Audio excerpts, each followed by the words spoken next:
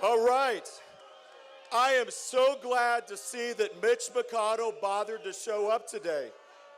But you know, I'm really confused. I thought this was Fancy Farm. I didn't realize this was Bring Your Boys to Work Day.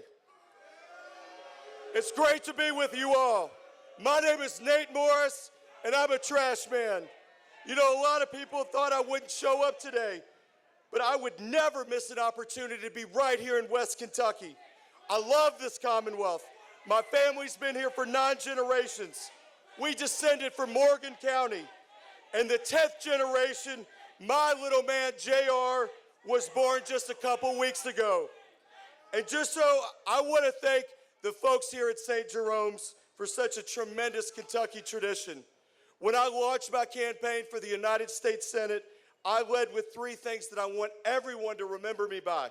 Number 1, I'm an America First conservative who supports Donald Trump 100% of the time.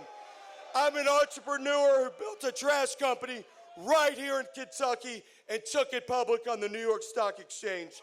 And number 3, I'm gonna trash Mitch McConnell's legacy. It's funny, you know, the third one is pissing off a lot of people, but I have a serious question. Who here can honestly tell me that it's a good thing to have a senior citizen who freezes on national television during his press conferences as our U.S. Senator?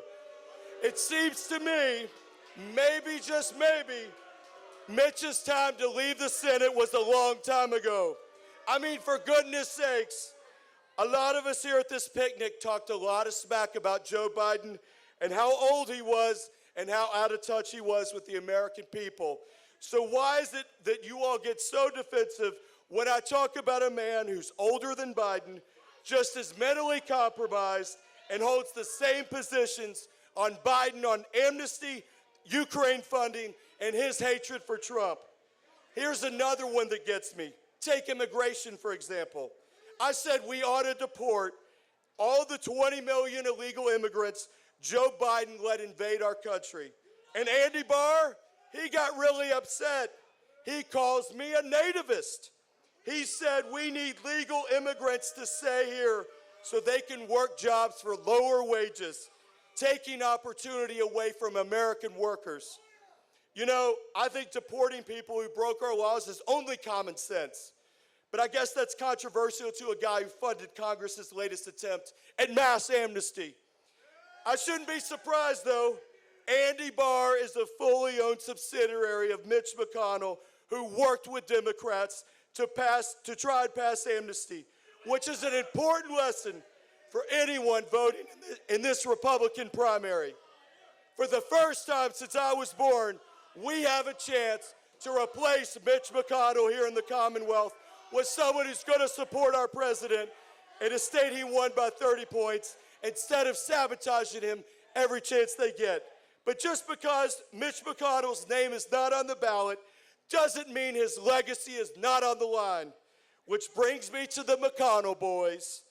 If you want to know how Andy Barr or Daniel Cameron are going to act in the U.S. Senate, look no further than their mentor, Mitch McConnell. Both of these guys are very proud to tell you they wouldn't have careers if it weren't for Mitch. Neither of these guys have built anything, done anything impactful, employed anyone, but boy, did they know how to take direction from a decrepit old mob boss. I mean, where would you be without Mitch McConnell? Andy and Daniel, you know, today might be the perfect day to break some real news here. Perhaps you could both show us the seat of your britches so we can finally understand where Mitch McConnell's hand goes. Daniel, I gotta be honest.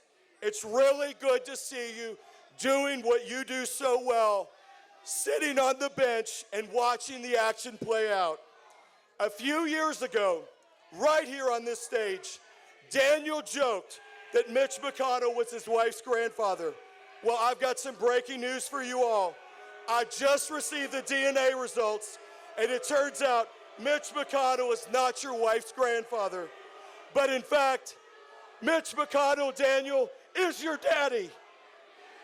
I don't know if you saw, But President Trump recently commented about what an absolutely stupid, brainless idea cashless bail is. Don't worry, though, Daniel.